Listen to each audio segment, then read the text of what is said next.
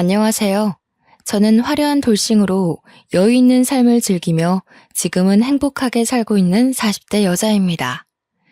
지금이야 저 혼자 잘 먹고 잘 살면 되니까 인생의 모든 것을 즐기고 있지만 불과 몇 년 전에는 저도 남들과 다름없는 며느리 중 하나였습니다. 지긋지긋한 시댁을 가차없이 버리고 나니 정말 행복하더라고요. 그래서 이렇게 사이다 같은 사연 함께 공유하고 싶어서 용기 내서 한번 글을 올려봅니다. 제 이야기를 듣고 공감해주시고 같이 화도내주시고 속 시원함까지 같이 느껴주시기를 바라봅니다. 저는 어릴 때 아버지가 돌아가셔서 홀어머니와 함께 아등바등 살았습니다. 어머니께서 그 시절에 여자 혼자 먹고 살기도 힘든데 딸까지 먹여 살려야 하니 얼마나 힘드셨겠습니까? 다행일지 모르겠지만 아버지께서 회사에서 일을 하시다가 사고로 돌아가신 거라 산재로 취급되어 보상금을 넉넉하게 받았습니다. 그래서 그 보상금으로 야금야금 두 식구가 살다가 어머니께서는 이대로는 안 되겠다 싶으셨는지 가게를 차리셨어요. 제가 대충 고등학교를 졸업할 때쯤 가게를 오픈했는데 우리 어머니라서 그런 게 아니라 정말 손맛은 기가 막히시거든요. 식당 음식이 하나같이 다 맛있으니 입소문이 또 입소문을 타고 점심때는 근처 회사 다니는 사람들이 줄을 서야 밥을 먹을 수 있을 정도로 바빴습니다. 장사가 잘 되니 가게를 확장 오픈했고 가게를 확장한 이후에도 줄이 줄어들지를 않자 2호점, 3호점까지 식당을 크게 늘려갔어요. 일일이 모든 음식을 관리하시느라 우리 어머니는 하루가 어떻게 흘러가는지 모를 정도로 바쁘셨습니다. 저는 대학을 졸업하고 이렇다 할 취업이 되지 않아서 전전긍긍하고 있었습니다. 하필이면 대학 시절 내내 만났던 첫사랑이 먼저 취업이 되고 해외로 발령을 가게 되어 헤어진 상태였습니다. 해외로 발령을 가도 연락만 잘 되면 오래오래 만날 수 있을 거라 생각했는데 어쩜 가자마자 연락이 두절되더라고요. 솔직히 저를 떼어내기 위해 술을 쓴 건 아닌가 너무 슬퍼서 잡생각도 많이 들었죠. 저는 집에서 놀고 먹으면 뭐하냐고 차라리 가게에 일하러 나오라는 어머니의 말에 바쁜 식당 일을 돕기 시작했습니다.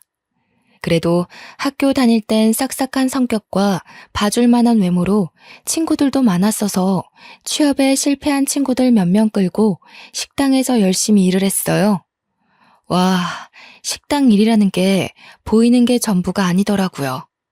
저를 키우기 위해 이 모든 일을 새벽부터 밤늦게까지 혼자 짊어지고 온 어머니에게 존경심이 들었습니다. 제가 더 잘해야겠다 그런 생각만 가득했어요. 우리 어머니 식당은 근처 회사들 덕분에 점심시간이 제일 바빴습니다. 어김없이 제대로 쉬지도 못하고 점심시간에 주문을 받고 열심히 음식을 나르고 있었는데 물을 나르다가 그만 어떤 손님과 부딪혀 물을 쏟고 말았어요. 으아, 차가워. 저는 남자 손님의 외마디 비명에 놀라서 서둘러 주방에서 마른 수건을 가져와 손님 다리에 묻은 물을 닦아드렸습니다. 어떡하죠? 너무 죄송해요. 그냥 마시는 물이긴 한데 혹시 원하시면 제가 세탁비라도 드릴게요. 그냥 물인데 뭐 어때요? 괜찮습니다. 식당 일이 많이 바쁘신 것 같은데 일 보세요. 손님은 아주 너그럽게 저의 실수를 이해해 주셨습니다. 저는 너무 감사해서 계란말이를 서비스로 드렸어요. 저에게 고맙다고 인사를 해주시더라고요. 그 이후에도 그 남자 손님은 저희 식당에 매일 찾아왔습니다. 알고 보니 넉살이 워낙 좋은 손님이라면서 우리 어머니와도 안면이 있는 분이시더라고요. 준규? 그 사람 여기 건너편에 있는 회사 직원이야. 거기가 무슨 건축 부자재 다루는 회사라고 하던데. 저는 그냥 그렇구나 했습니다. 제가 물을 쏟는 실수를 하긴 했지만 그거 말고는 전혀 접점도 없었고 그닥 관심이 가는 타입은 아니었어요. 게다가 저는 첫사랑과 헤어진 일에 대한 충격이 아직 가시지 않은 상태였죠. 취업 걱정도 해야 하는데 어머니 식당에서 알바비를 받으면서 일을 하다 보니 딱히 돈이 급하지도 않고 취업에 대한 생각이 점점 줄어들더라고요. 이래서는 안 되겠다 싶어서 바쁜 시간에만 식당 일을 도와드리고 오후 시간에는 직장인 스터디를 찾아서 공부를 시작했습니다. 물론 저는 직장인까지는 아니었지만 직장인들과 스터디를 하게 되면 그래도 취업에 대한 팁을 좀 얻지 않을까 싶어서였어요. 그런데 그 모임에서 제가 물을 엎질렀던 준규 씨를 다시 만날 수 있었습니다. 알고 보니 그 스터디에서 꽤 오랜 시간 공부를 했다더라고요. 저는 준규 씨 덕분에 모임에도 잘 적응할 수 있었고 자격증 시험에 대한 갖은 정보도 얻을 수 있었습니다. 준규 씨는 제게 나중에 한턱 쏘라고 했죠. 그렇게 스터디가 끝나고 제 취업 준비에 발벗고 나서주는 준규 씨와 몇 번 따로 만나 밥을 먹게 되었고 자연스럽게 데이트를 시작했습니다. 보고 싶었던 전시회도 보러 가고 취미생활이 서로 비슷해서 영화도 자주 보고 그랬어요. 첫사랑과 헤어졌다는 아픔이 오래 남긴 했지만 적극적으로 저에게 구애를 하는 준규 씨에게 마음이 살살 기울었습니다. 저희 어머니도 자고로 양복 입고 출근하는 회사원이 가장 좋은 거라면서 저와 준규 씨를 응원해 주었고요. 그래서 우리는 결국 사귀게 되었고 알콩달콩한 연애를 6개월 정도 했습니다. 제 나이가 고작 26살이었지만 번듯한 직장도 있고 저에게 적극적인 그 남자와 결국 결혼까지 꼴이 나게 되었습니다. 결혼을 하고 처음에는 신혼생활이 즐겁기만 했어요. 시댁의 간섭이 조금 귀찮긴 했지만 그걸로 인해 부부싸움을 해본 적은 없었습니다. 하지만 결혼한 지 1년이 채 안 된 무렵 남편의 회사에 아주 큰 횡령 사건이 일어났고 나비효과처럼 중소기업이었던 회사가 무너지기 시작했습니다. 3개월간 월급도 받지 못한 채 출근하다 결국 회사가 부도가 나버렸고 남편은 하루아침에 실직자가 되었습니다.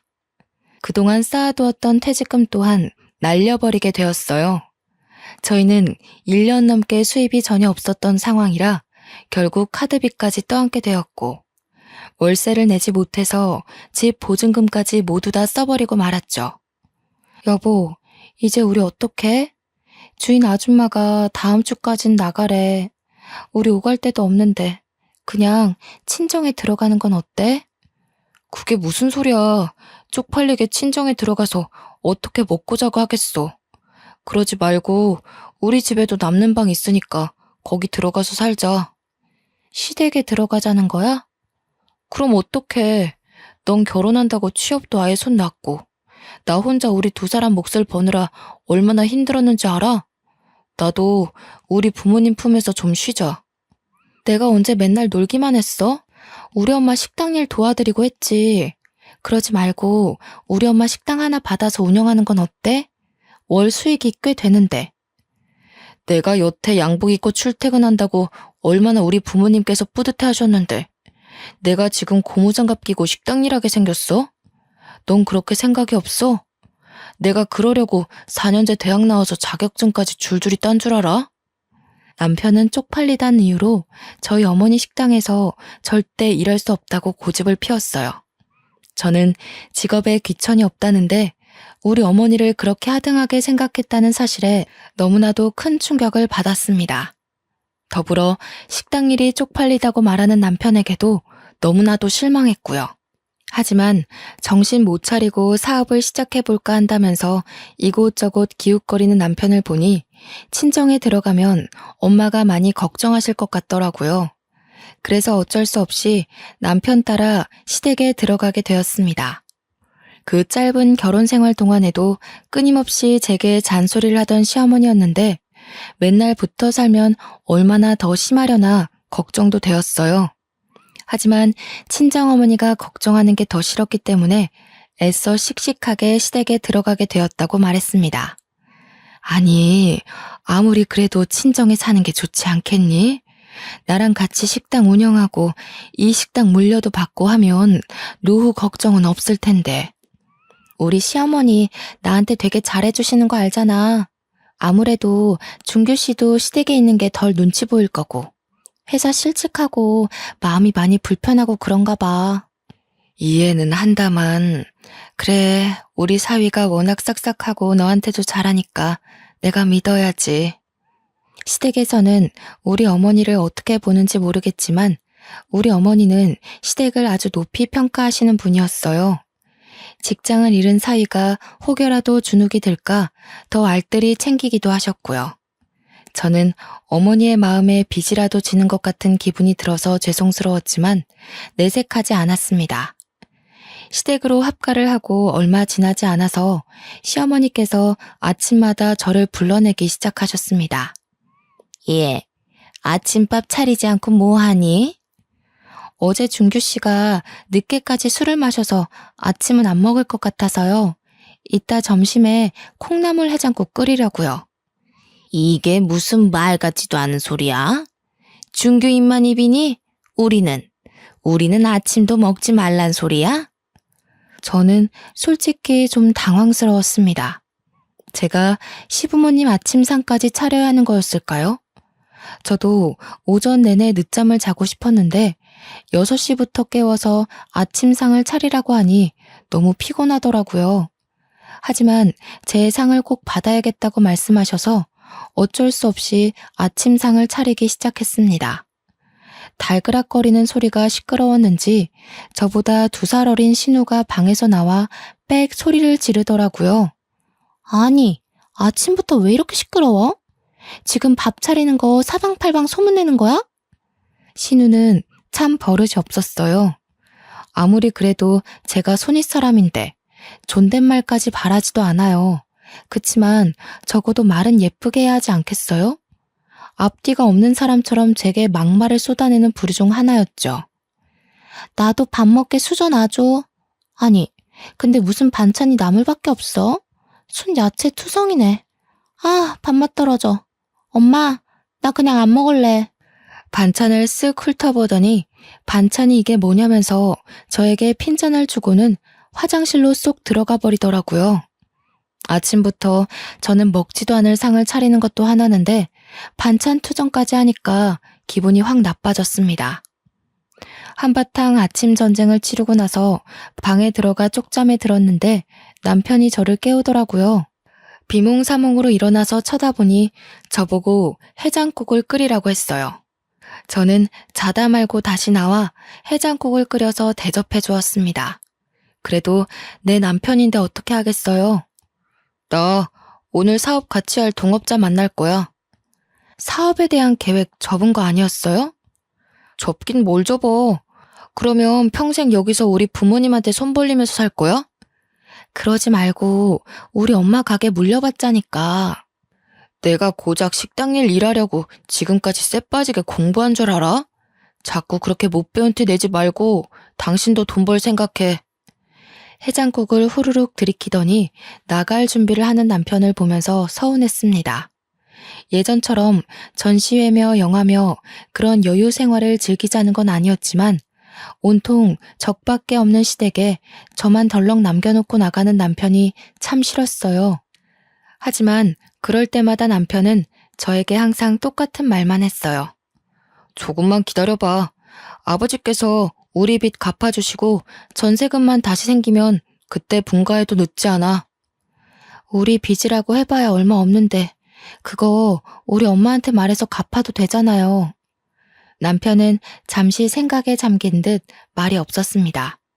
그리고는 멋쩍게 저에게 털어놓더라고요. 사실은 내가 이번에 사업한다고 아버지한테 1억 정도 빌렸어. 그러니까 그것도 빚은 빚이지. 암튼 내가 사업 잘 되면 돌려드리긴 할 건데 몰라. 아무튼 그런 줄 알아. 저와 상의 없이 시댁에 손을 벌린 남편이 너무나도 한심했어요. 게다가 무슨 사업을 할 건지 정확하게 정해놓은 것도 없고 아직 시작 단계에도 미치지 못하면서 1억이나 빌리다니요. 철이 없어도 너무 없는 거 아닌가 하는 생각까지 들었습니다. 하지만 늘 불행은 한꺼번에 휘몰아치는 법 아니겠어요? 남편이 같이 동업하려던 회사 사람이 알고 보니 횡령범이었고 남편의 1억도 꿀꺽한 채 사라지고 말았습니다. 남편은 망연자실해서 돌아왔고 이 이야기를 전부 전해들은 시부모님 또한 난리가 났습니다. 당장 돈 내놓으라고 호통을 치는 시아버지 때문에 저희 부부는 그날 바로 돈을 벌기 위해 힘써야 했습니다. 전 친정어머니 가게에 나가 정식으로 일을 배우기 시작했고 남편은 막노동이라도 뛰어야겠다면서 아침 일찍 인력사무소에 출근을 했어요. 저는 아들에게 돈 내놓으라고 막노동까지 시키는 시부모님도 솔직히 이해가 가진 않았지만 사고를 친 건 저인데 어떻게 하겠습니까? 저는 아침 일찍 어머니의 식당으로 출근해서 재료를 사입하는 법부터 차근차근 모든 일을 배우기 시작했어요. 나가서 일을 하면 시어머니의 밥 타령에서 벗어날 줄 알았는데 식당에서 일하니까 앞으로 집에서 더 맛있는 반찬 많이 만들어 달라고 하시더군요. 그렇게 일도 하고 남편도 챙기고 거기다가 시부모님의 수발까지 들어야 했습니다. 아침에 6시에 일어나 밥을 차리고 식당에 7시 반까지 출근을 하고 오픈 준비를 위해 식자재를 고르고 하루 종일 서빙에 설거지에 음식 조리에 계산까지 두루두루 하고 9시에 퇴근하면 출출하다는 시부모님께 야식을 만들어드리고 그 와중에 설거지며 빨래며 하나도 안 해놓고 빈둥빈둥 쉬기만 하시는지 밀린 집안일까지 다 끝내면 11시가 훌쩍 넘더라고요. 그러면 쓰러지듯 잠이 들어서 다시 6시부터 일어나 밥을 차리기 시작했죠. 다행히도 식당 일이 잘 되어서 주말에는 쉬겠다고 어머니께서 공표를 해놓으신 부분이라 월요일부터 금요일까지만 열심히 일하면 됐어요. 하지만 주말이라고 시댁살이 또한 휴가를 낼 수 있는 게 아니었습니다.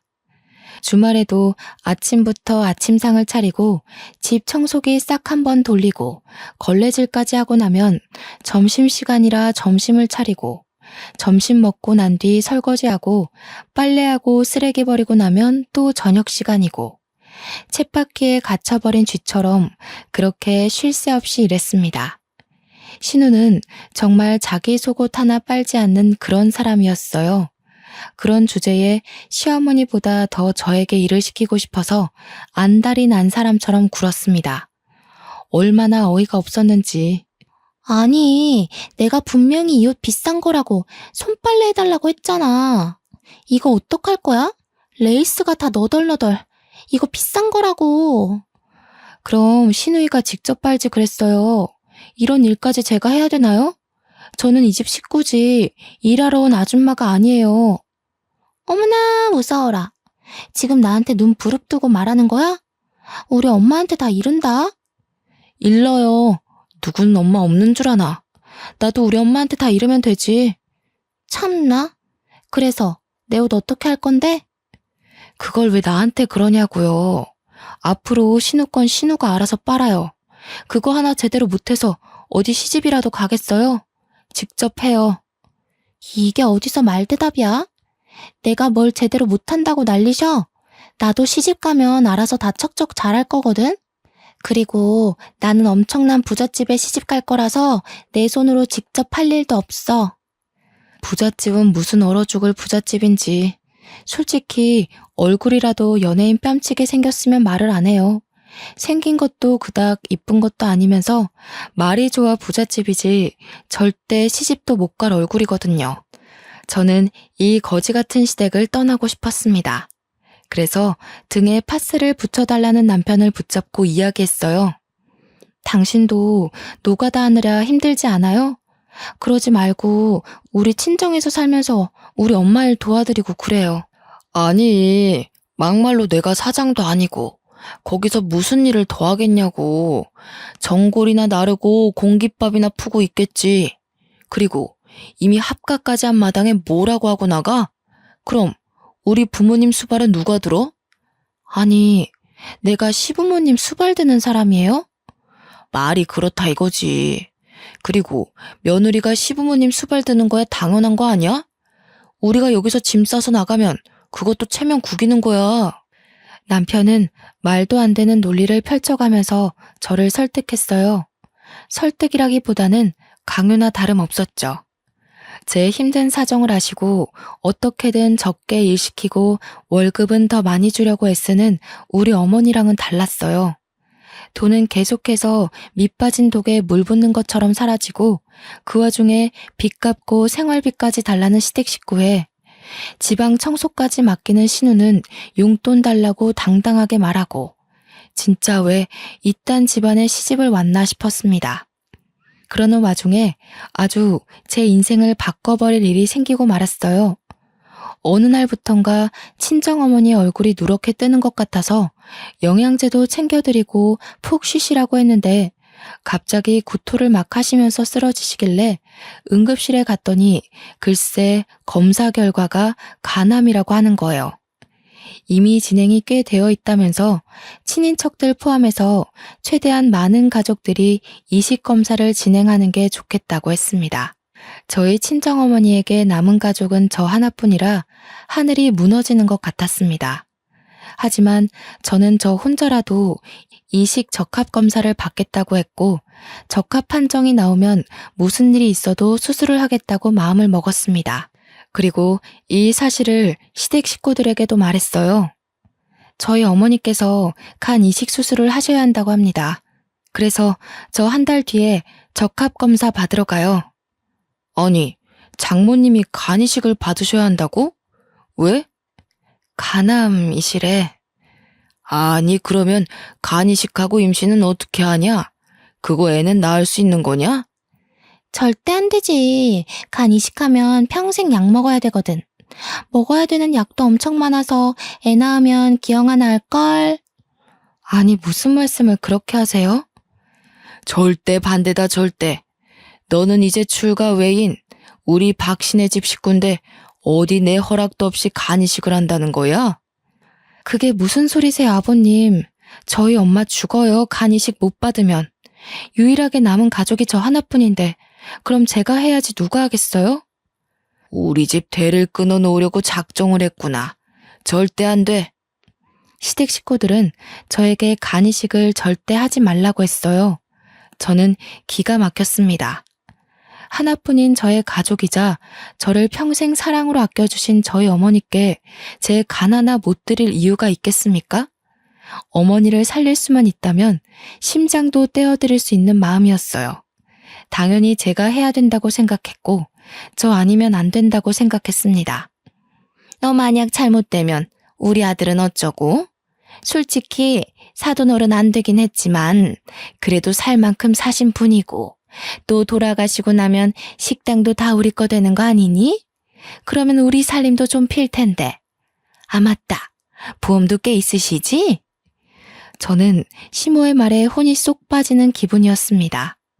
살 만큼 살았다고 하는 것도 보험금 이야기도 거기다가 식당까지 탐을 내다니. 남편에게 식당 일을 하자고 했을 때 거절하더니 알고 보니 사장 자리에 앉고 싶어서 그랬던 거였어요. 저는 울고불고 난리를 쳤습니다. 지금 제 어머니께 제 간을 드리겠다는데 왜 반대를 하고 그러세요? 같이 이식검사 받으라고 요구한 것도 아니고 제가 알아서 다 하겠다는데 이런 식으로 나오면 저 이 사람이랑 이혼하겠어요.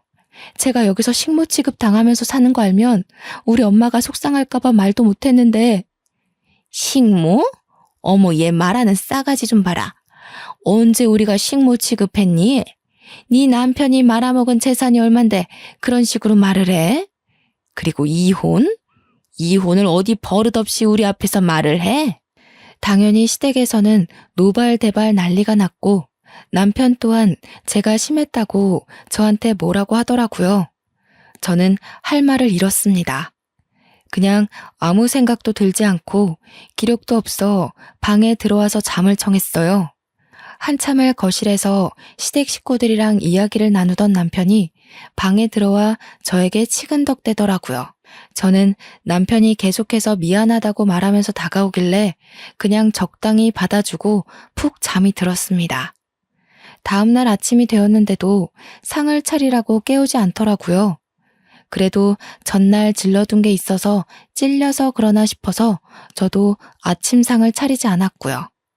그날부터 남편은 밤마다 저에게 들러붙었고 저는 피임을 꼬박꼬박 한 걸 확인하고는 남편을 받아주었어요. 남편도 순순히 피임을 하더라고요. 그렇게 한 달쯤 지나서 이식 검사를 하자고 병원에서 연락이 왔고 저는 병원으로 한달음에 달려갔습니다. 어디 가냐고 묻는 시부모님에게 병원 간다고 하면 못 가게 할 것 같아서 일하러 나간다고 거짓말을 하고는 갔죠. 그동안 몰골이 더 상한 어머니를 보면서 참 마음이 아팠습니다. 병원에서는 어머니께 입원을 권유했고 잠정적으로 식당을 제가 맡기로 하고 어머니를 얼른 입원시켰어요. 그리고 저는 간단하게 피검사를 하고 이식검사를 하기 위한 준비를 했습니다. 그런데 피검사가 끝나고 얼마 지나지 않아서 의사 선생님이 황급히 저를 부르셨어요. 혈액형은 엄마와 제가 같은 걸로 알고 있는데 다른 문제가 있나요? 혹시 결혼하셨나요? 네, 했어요. 피검사를 했는데 수치가 일단 산부인과로 가셔서 초음파부터 보시는 게 좋을 것 같네요. 저는 깜짝 놀랐습니다. 의사의 지시에 따라 산부인과로 옮겨 초음파를 보았고 거기서 아기집이 보인다는 소리를 들었습니다. 산모님 축하드려요. 아직 아기집만 보이긴 하는데 자궁의 자리도 잘 잡은 것 같네요. 2, 3주 뒤에는 심장 소리도 들어볼 수 있을 것 같아요. 언제 내원하시겠어요? 저는 눈물이 왈칵 쏟아졌습니다.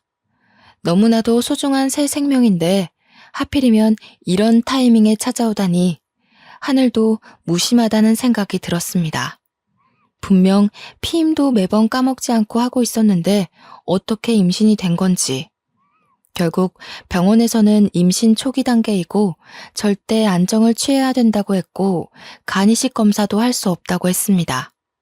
저는 울고불고 매달렸지만 산모는 절대 안 된다는 의사 선생님의 말에 좌절하고 말았어요. 결국 친정어머니도 이 사실을 알게 되셨고 저의 손을 꽉 잡아주셨어요. 새 생명을 잉태하다니 정말 장하다 내 딸. 나는 앞으로 얼마 못 살 운명이었던 거야. 우리 딸은 꼭 예쁜 아이 낳아서 좋은 것만 보게 하고 키워. 알았지? 저는 엉엉 울고 말았죠.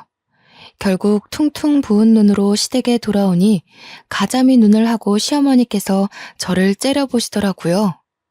너 병원 가서 이식검사 받았지? 내가 혹시나 싶어서 식당 가보니까 문 닫았더라? 나쁜 기집애. 지 잘못되면 우리 아들은 어쩌라고 그런 위험한 짓을 기어코 하겠다고. 그만 좀 하세요. 소원대로 간이식 못하게 됐으니까 저 좀 냅두시라고요. 왜? 부적합하대? 이식 안 된대? 당신 나한테 할 말 없어요? 우리 피임 잘했잖아요. 근데 어째서 임신했대? 정말? 우리 친정어머니는 오늘 내일 얼만큼 살지도 모르는 마당에 제가 임신했다는 소식을 밝히자마자 시댁은 마치 경사라도 난 듯 웃음꽃이 폈습니다. 시부모님도 남편도 얼싸안고는 아이가 태어나면 이름을 뭘로 지어야 하는지, 딸인지 아들인지 지들끼리 이야기를 나누느라 정신이 없더군요. 저는 그런 시댁 식구들에게 일말의 정까지도 모두 떨어졌습니다. 결국 저희 친정어머니는 이식을 받지 못해 병원이 깊어지셨고 병원에 입원한 지 3개월 만에 그렇게 하늘나라에 가셨습니다. 저는 친정어머니를 보내고 오느라 정신이 없는 와중에도 장례를 치렀어요.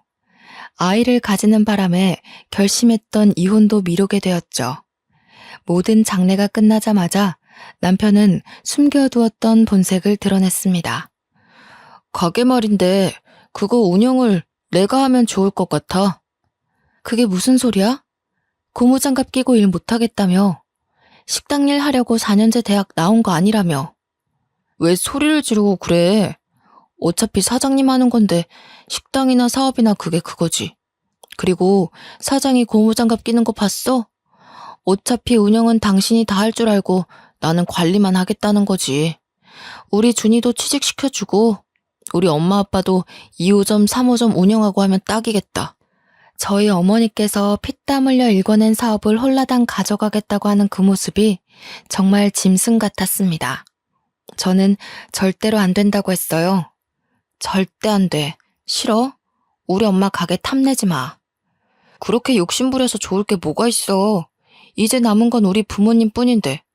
장모님도 오히려 좋아하실걸? 부모님 노후 준비도 해드리고 당신은 덜 피곤하고 좋잖아. 맞아. 언니, 마음을 좀 곱게 써. 이제 남은 건 우리 엄마 아빠 뿐인데 부모님처럼 모셔야지. 안 그래? 근데 언니, 나 궁금한 게 있는데 언니네 엄마 사망보험금 얼마 받았어? 저는 신우이의 말에 눈을 확 흘겼습니다. 우리 어머니 돌아가신 지 일주일도 안 돼서 마치 보따리라도 내놓으라는 듯 구는 시댁 식구들의 신물이 났어요. 도대체 사망보험금은 왜 물어보는 건지 진짜 우라통이 터져 나갈 것 같았습니다. 우리 엄마 사망보험금이 왜 궁금한데요? 억 단위 아냐? 아니, 나 이번에 시집 갈 것 같은데 그 집이 좀 부잣집이거든. 내 인생 쫙 핀 거지. 근데 나보고 인테리어랑 홍수랑 체어오라잖아. 한 2억 정도 들 것 같더라고. 언니네 엄마 보험금으로 해결하면 안 될까? 이거 완전 미친년 아냐? 뭐? 언니, 지금 나한테 미친년이라고 한 거야? 그래, 솔직히 언니 입장에선 좀 그럴 수 있지. 욕해도 되니까 2억만 해줘. 알다시피 우리 엄마 아빠 노후자금을 오빠 사업자금 해줬다가 망한 거 기억나지? 그럼 언니가 해줘야지. 내가 저렴하게 알아보긴 했는데 독일제로 넣으려니까 값이 좀 있긴 하네. 솔직히 하늘에서 지켜보는 사돈어른도 지금 네가 혼자서 돈 꽉 쥐고 있는 것보다 가족한테 쓰는 걸 더 기뻐하실 게다. 그러지 말고 보험금 받은 걸로 한 2억만 해줘라. 당연히 더 있으면 더 줘도 되고. 저는 소리를 꽥 질렀습니다. 화병이 날 것 같아서 가슴을 퍽퍽 때리며 주저앉아 울었습니다. 한참을 울고 있는데 머리가 핑 돌면서 갑자기 어지럽더라고요. 멍하니 어지러움을 이겨내려 하고 있는데 남편의 외마디 비명이 들렸습니다. 구급차 불러! 저는 그렇게 정신을 잃고 쓰러졌습니다. 삐삐 하는 소리와 함께 슬며시 정신이 들어 눈을 떠보니 병원 천장이 보이더라고요. 죽은 건지 산 건지도 모를 정도로 정신이 없었죠. 그때 귓가에 소리들이 들려오기 시작했습니다.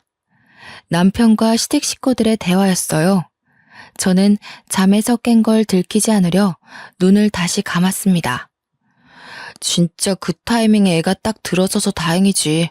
안 그랬으면 장모님 이식수술 받았겠지? 안 그래도 안 들키게 구멍 잘 뚫어놓았으니 망정이지. 아니 근데 쟤도 참 불쌍한 인생이지 뭐냐. 덕분에 우리 가족한테는 잘 됐지만. 오빠가 호구 하나 제대로 물었지 뭐. 간이식 수술해야 하는 타이밍에 딱 애가 생겨. 친정엄마 죽자마자 애도 유산되고. 저 몸으로 어떻게 식당 운영하겠어? 그러니까 차근차근 식당 뺏어오란 말이야. 그나저나 2억은 주려나? 보험금 대충 알아보니까 그 정도 나온다며? 내가 다 일일이 전화해서 알아봤지. 준이 너 부잣집에 시집가면 오빠 모른 척하면 안 돼. 알지? 걱정 말고 돈이나 잘 챙겨 놓으셔. 대화를 들으면서도 속으로 지금 듣고 있는 게 드라마가 아닌 현실이 맞나 싶었습니다. 이불 밑에서 몰래 휴대폰으로 녹음 어플을 켜서 대화도 다 녹음했어요. 이제 유산도 했겠다. 식당만 잘 인수하면 소원대로 이혼해줘야지. 안 그래도 내가 요즘 진짜 기가 막힌 여자애 하나 물었거든? 얼굴도 이쁜데 몸매도 좋아. 내가 유부남인 거 알면서도 명품백 한두 개 쥐어주니까 나한테 들러붙더라. 바람난 거 안 들키게 잘해. 괜히 책 잡혔다가 빈털털이 되는 수가 있어. 걱정 마. 쟤 전혀 눈치 못 챘어. 아직 쟤 마취 안 깬 거 같은데 우리 커피라도 마시고 오자. 나 목말라 죽겠어. 아니 무슨 유난이라고 온 가족이 다 출동해서 이러고 있어. 빨리 가자. 시댁 식구들이 모조리 다 병실을 나가고 나서야 눈을 떴습니다. 녹음 파일을 재생해보니 아주 선명하게 그들의 파렴치한 행각들이 녹음되어 있었습니다. 저는 눈물만 주룩주룩 흘렸어요. 대충 1시간쯤 지났을까 남편이 돌아왔고 제가 깨어있는 걸 보더니 유난을 떨면서 제 걱정을 하는 척 했습니다. 인스턴트 미역국까지 사왔더라고요. 안타깝게도 우리 아이는 유산됐어. 당신이 그동안 고생을 많이 했나 봐. 아이는 다시 가지면 되는 거니까 그동안 우리 몸 관리 잘하자. 알았지? 저는 그 가식에 구역질이 날 것 같았지만 꾹 참았습니다. 병원에서 퇴원을 하자마자 저는 이혼 소송 준비를 시작했어요. 제가 이혼 소송 준비하는 걸 까마득히 몰랐던 시댁 식구들은 저에게 가게 운영을 내놓으란 식으로 말했고 신우는 2억을 달라며 졸랐습니다.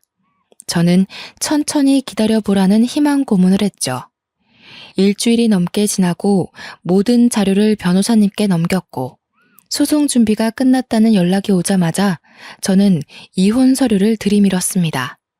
당연히 시댁 식구들은 난리가 났죠. 아니 이게 무슨 짓이야? 이혼이라니. 앞으로 우리 가족이 단단하게 뭉칠 일만 남았는데 이게 무슨 뒤통수니? 저는 아무 말 하지 않고 변호사가 집으로 올 때까지 기다렸습니다. 기다렸던 변호사님이 도착하자마자 소장을 들이밀었고 시댁 식구들은 모두 벙쪄 있었습니다. 변호사님은 소송 시작을 알리면서 위자료 지급에 대해서도 말을 했고 시댁 식구들은 모두 펄쩍 뛰었죠. 얌전한 고양이가 부뚜막에 먼저 올라간다더니 이런 식으로 뒤통수 칠 줄 몰랐네. 나 잘 되라고 2억 달라고 한 게 그렇게 억울했어? 2억이 문제가 아닙니다. 의도적으로 간이식 수술을 방해한 점, 가게 운영권을 협박으로 탈취하려고 한 점, 그리고 남편분의 외도 증거까지 있습니다. 시댁 식구들은 그제서야 오해라면서 저를 달래려고 했지만 저는 강경하게 나갔습니다. 어머니의 사망보험금으로 사둔 빌라에 미리 짐도 다 옮겨두었습니다. 변호사님의 위자료 이야기가 나오자 그제서야 꿀먹은 벙어리가 된 시댁 식구들에게 손가락으로 욕 한번 펼쳐주고 뒤를 돌았죠. 이렇게 가면 어떡해. 내 결혼 어떡하라고. 절대 안 돼. 나 이 결혼 무조건 해야 된단 말이야. 그걸 내가 왜 신경 써? 네 일은 네가 알아서 해. 잘난 너네 오빠한테 내달라고 하든가. 결국 시댁에서는 위자료 때문에 소송까지는 어려울 것 같았는지 협의 이혼으로 마무리해달라고 했습니다. 저는 어차피 이혼과 제 재산을 지키는 게 목적이었기에 2번 다시 마주칠 일 없게 해달라고 하고는 이혼 서류에 도장을 찍었습니다. 결국 혼자 가게를 3개 운영하게 되면서 저는 헤어짐의 아픔도 잊어버리고 열심히 살았습니다.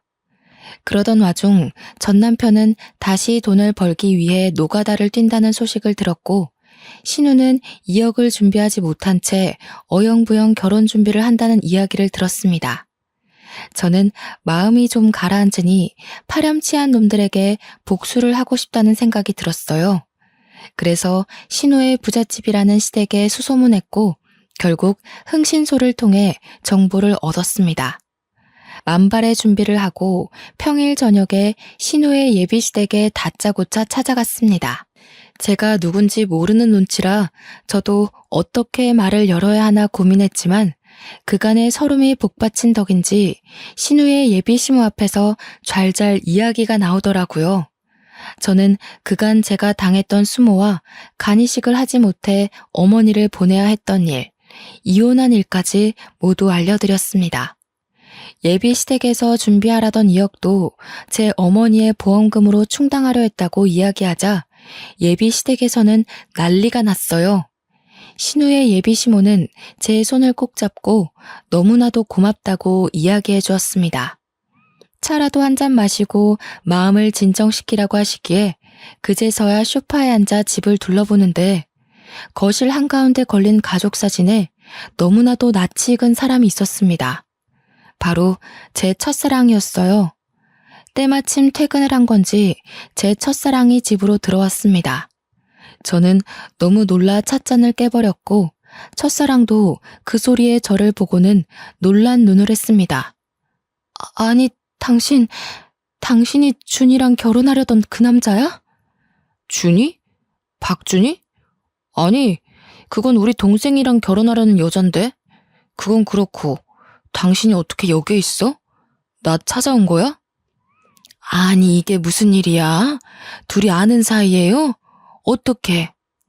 제 옛날 여자친구예요. 제가 중동 지역으로 파견 가면서 어쩔 수 없이 연락이 끊기게 된. 그 첫사랑이 이분이야? 왜 연락 안 했어? 내가 얼마나 기다렸는데. 그 동네에서 작은 분쟁이 일어나면서 전쟁이 발발됐어.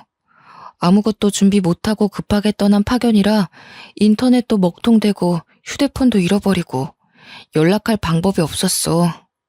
나중에 연락하려고 하니 연락처도 바뀌고 지인들에게 수소문해보니까 너 벌써 남자친구가 생겼다고 하길래 포기했지. 저는 그제서야 오해가 풀렸습니다. 시간이 늦어 연락처만 교환을 하고 어색한 인사를 나누고 헤어졌죠. 하지만 애틋하게 어쩔 수 없는 이별을 했던 사이였던 터라 다시 불같은 사랑을 하기까지 시간이 오래 걸리지 않았습니다. 정말 꼬박 한 달을 매일같이 만나고 오해를 풀고 하다 보니 자연스럽게 예전 같은 모습으로 만나게 되었습니다. 나는 지금 우리가 이러고 있는 시간이 너무 아까워. 결혼하자. 저는 결국 첫사랑의 마음을 받아주었습니다. 저의 모든 사정을 아는 동우 씨의 가족들은 한마음 한뜻으로 저를 포옹해 주셨고 나중에 이야기를 들어보니 제가 방문했던 그날 이후로 동우 씨 가족은 망할 그 집안과 모든 관계를 끊었다고 하더라고요. 전 신우가 미련을 가지고 계속해서 집 앞으로 찾아온다는 이야기는 들었지만 제가 정식으로 결혼 허락을 받는 날에서야 실제로 집 앞에 찾아온 신우를 만날 수 있었습니다. 뭐야, 네가 여기 왜 있어? 너구나. 네가 다 이상하게 회방을 놓았던 거였어. 이상하게 회방이라뇨? 저는 사실만 말했을 뿐이에요. 요망한 기집애, 우리 오빠랑 이혼한 지 얼마나 됐다고 여기 붙어서 그래?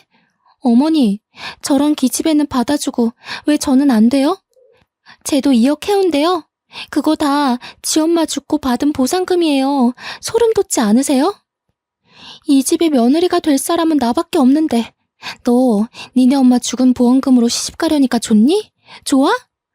저는 대꾸할 가치가 없어서 무시했지만 예비 시어머니께서는 화가 무척 나셨나 봅니다. 전 신우의 뺨을 정말 짝소리가 나게 치셨어요. 보자 하니까 입에 걸레를 물었나. 뭐 이렇게 더러운 말만 뱉어? 우리 며느리 사정 다 알아서 아무것도 해오지 말라고 했다. 네가 마음에 안 들어서 일부러 무리하게 2억을 혼수로 해오라고 했던 거야. 어디 뱁새가 황새를 따라가려고 가랑이를 찢어? 그러다가 탈난 거야. 알겠어? 당장 꺼져. 우리 가족 눈앞에 띄지 마. 전 신우는 뺨을 맞은 게 충격적이었는지 그 자리에 주저앉아서 눈물만 뚝뚝 흘렸습니다. 그 다음 전 신우에게 동우 씨는 굵은 소금을 가져와 뿌려버렸어요. 소금 세례까지 맞은 전 신우는 뒷공문이 빠지게 자리를 떴고 그날 이후로 제 눈앞에 보이는 일은 없었습니다. 저는 지금 현재 예비 시댁의 사랑을 듬뿍 받으면서 결혼을 준비하고 있어요. 재혼이라 최대한 조용히 하려고 했는데 예비 시댁에서 발벗고 나서서 성대하게 준비를 해주셔서 몸둘 바를 모르겠습니다.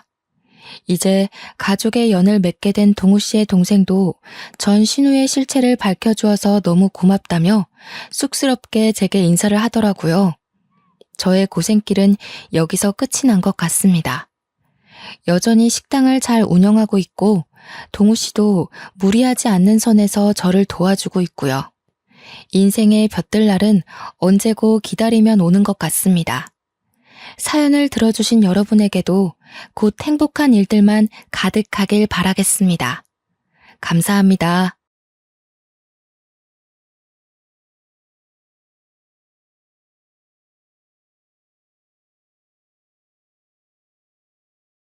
안녕하세요. 20살의 상경에서 쭉 서울살이 하다가 얼마 전 고향으로 내려온 30대 여자입니다. 최근에 제 인생에 많은 변화가 생겨서 힘들었는데 부모님 집에 머무르고 있으니 아무래도 회복은 빠르네요. 저는 서울에서 대학을 졸업하고 곧바로 취직했어요. 타지에서 올라왔지만 졸업 후 자리를 빨리 잡았죠. 그래서인지 쭉 서울에서 살 줄 알았어요. 그런데 서울의 집값은 말도 안 되게 계속 오르고 내 집 마련 꿈은 점점 멀어지더라고요. 그래서 시작한 게 판매 부업이었어요. 회사 다니면서 시작한 정말 작은 부업이었죠. 그런데 인생 정말 한치 앞을 알 수 없나 봐요. 부수입 만들려고 시작했던 그 판매 부업이 잘 되어서 지금은 어엿한 사장님이 됐거든요. 그 후 저는 사내 커플이었던 남자친구랑 결혼도 하고 사업도 잘 풀려서 기쁘게 회사를 그만뒀습니다. 매출도 회사 다닐 때 연봉보다 잘 나왔고 인생이 술술 잘 풀리니까 저는 마냥 행복한 꽃길만 걸을 줄 알았어요. 그런데 결혼 후 내 집 마련 꿈에 거의 다다랐을 쯤 남편이랑 이혼하고 이렇게 홀로 본가로 오게 됐네요. 그럼 제가 꽃길 대신 지독한 이혼길 걸은 사연 지금 들려드릴게요. 여러분, 결혼 전에는 혼자 살면서 소비에 대한 습관이 잘 잡혀있지 않더라도 결혼하면 다들 합심해서 부부끼리 허리띠 졸라매는 것 아닌가요? 평생 같이 살 부부끼리 경제관념도 하나 합치지 못하면 얼마나 어려움이 많겠어요? 그런데 제가 딱 그랬어요. 저희 남편은 제가 회사 다닐 때보다 돈도 더 잘 벌면서 왜 이렇게 공상이냐며 툴툴거릴 때가 많았어요. 집에서 먹는 거였어? 에이씨, 가끔은 나도 분위기 좋은 레스토랑 가서 고기도 썰고 싶다고. 남편이 오랜만에 소고기 먹고 싶다길래 일부러 비싼 한우를 사놨는데요. 집에서 고기를 구워 먹는 게 불만이었는지 고기를 굽는 저를 보며 툴툴대기 바빴어요. 안 그래도 남편이 연애할 때는 안 보이던 철없는 모습을 종종 보았던 터라 이번에도 철없는 고등학생처럼 괜히 심술부리나 보다 싶어서 그러려니 넘기려 했죠. 그런데 그날따라 제 속을 슬슬 긁어대는데 열이 좀 받더라고요. 당신 생일 얼마 안 남았잖아. 그때 가자. 이것도 좋은 고기야. 특별히 한우로 사왔단 말이야. 좋은 고기? 당신이 사왔으면 못 뻔하지. 또 할인하는 고기 사왔지? 그리고 넌 레스토랑을 꼭 무슨 날이어야 가냐? 인생 재미없게. 아, 돈 벌면 좀 쓰는 재미가 있어야 하는데 그런 게 전혀 없잖아. 아니, 할인하는 건 사람이 못 먹는 소고기야? 일부러 시간 내서 사왔는데 말을 왜 그렇게 밉게 해? 우리 부자 아니고 그냥 평범한 서민이잖아. 당연히 레스토랑은 무슨 날이어야 가는 게 맞지. 그리고 재미가 없긴 뭐가 없냐? 통장에 잔고가 느는 재미가 있잖아. 난 잔고 보면 재밌기만 하고만 뭘. 아, 당신도 얼른 우리 명의로 된 집에서 살고 싶다며. 둘이 열심히 모아야 하루빨리 집을 사지. 하여튼 말로는 이길 수 없다니까. 아니, 난 그 과정이 이렇게 지질이 궁상일 줄은 난 몰랐지. 자유롭게 돈 펑펑 쓰는 우리 형이 부럽다. 자기야, 소고기 먹고 싶대서 소고기 사온 게 뭐 그렇게 궁상이야. 아, 먹기 싫으면 먹지 마. 당신 말하는 거 보면 뭐 어디가 예쁘다고 소고기를 사왔는지 모르겠어. 그냥 돼지고기나 닭고기 사올 걸 그랬다. 뭘 또 그렇게까지 화를 내. 아, 미안해. 내가 잘못했어. 당신도 참, 그냥 남편이 푸념 조금 한 거 가지고.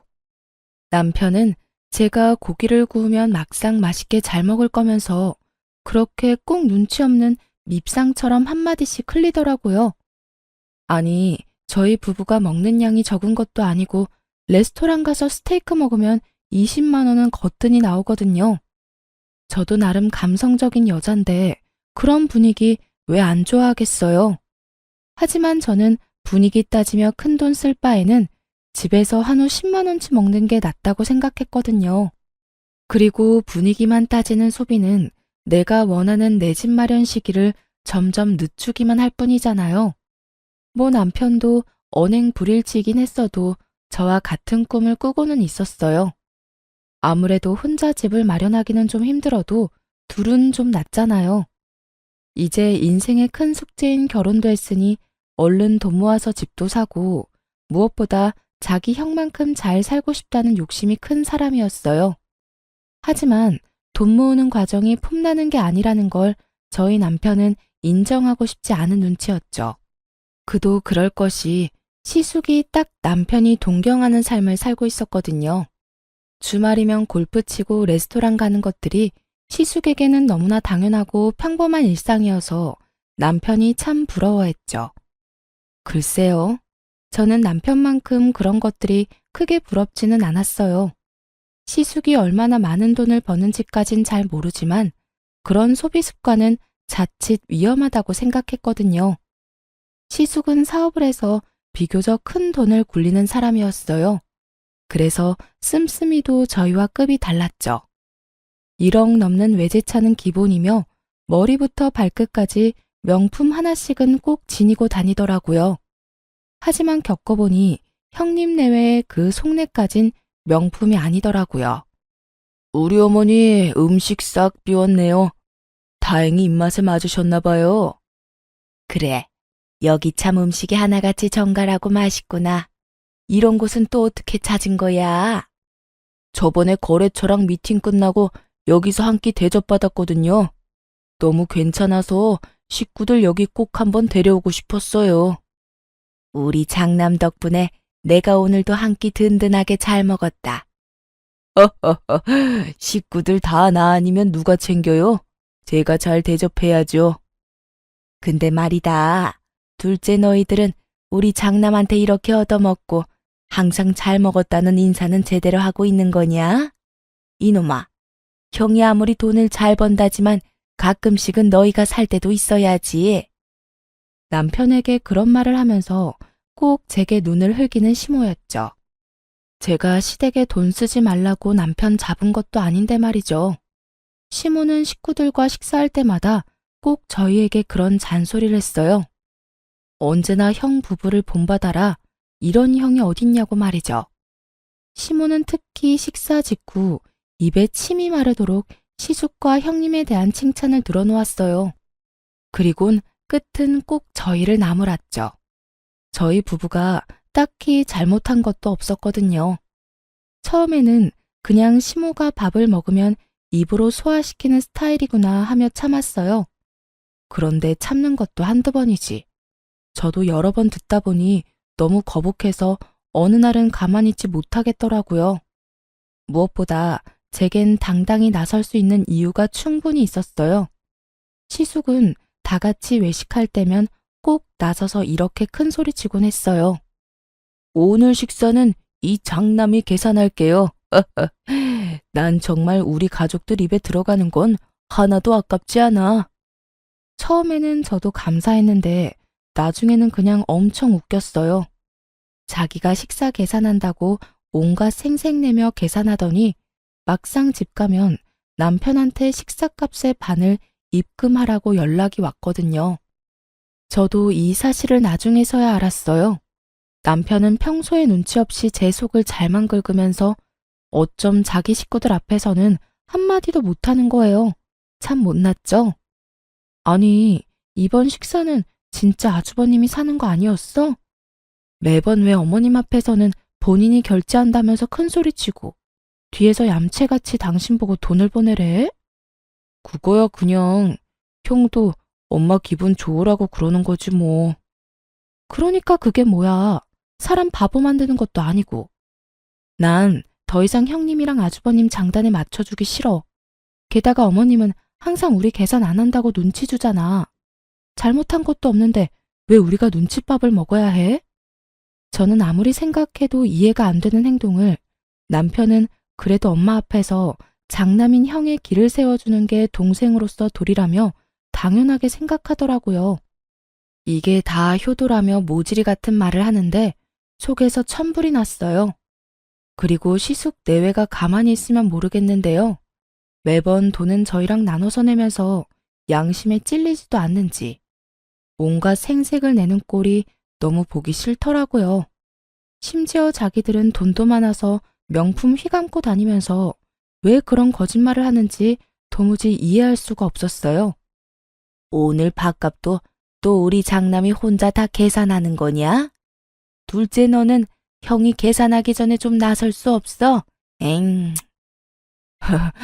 형, 잘 먹었어. 역시나 형 앞에서 아무 말 못하고 멍청하게 당하는 남편을 저는 힘껏 노려보면서 어머님께 사실을 말하려 했어요. 그게 아니라요, 어머님. 사실은. 어머니, 또 잘 드시고 왜 그러세요? 누가 계산하는 게 뭐가 중요해요? 다들 식사 맛있게 했으면 됐죠. 맞아요, 어머님.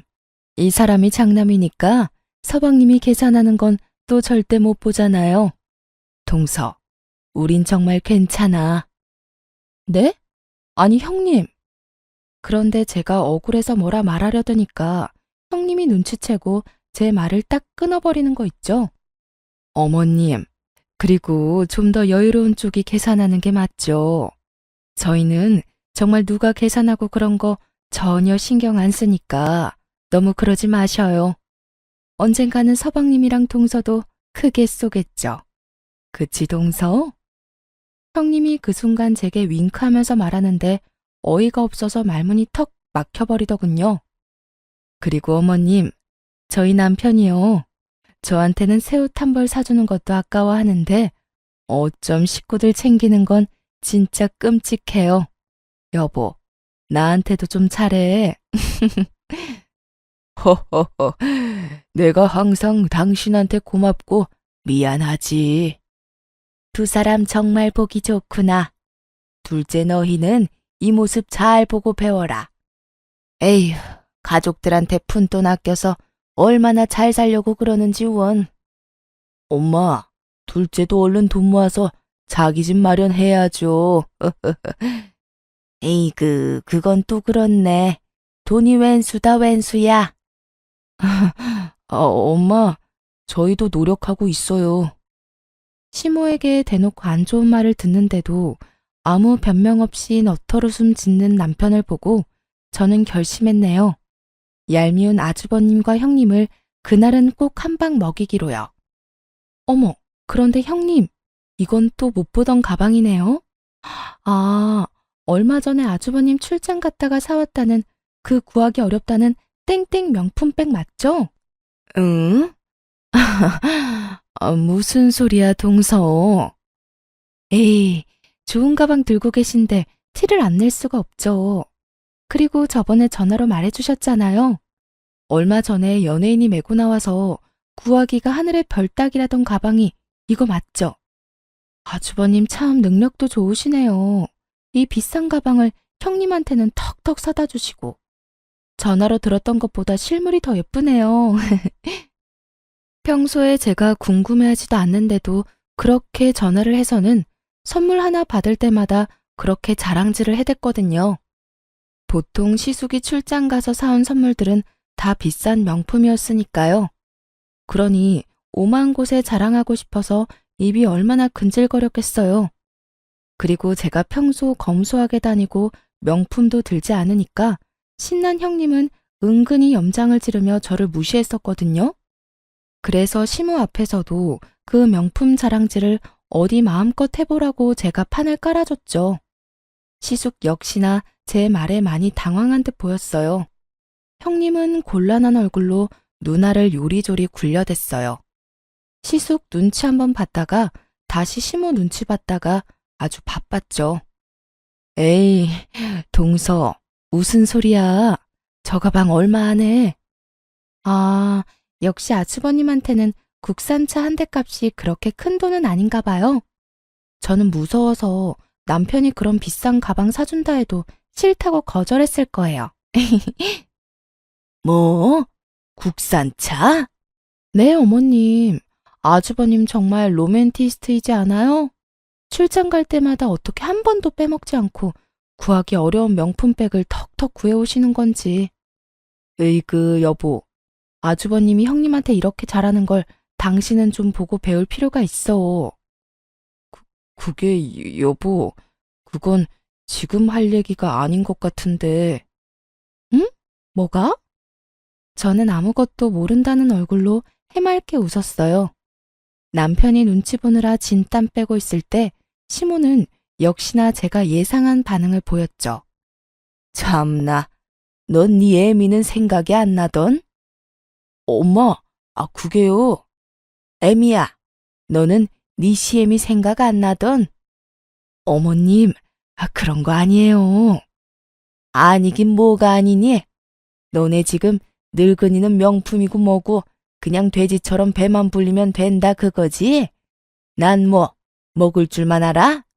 좋은 가방은 나도 들 수 있는데 너넨 어쩜 내 속을 몰라주니? 무슨 그런 말씀을 하세요.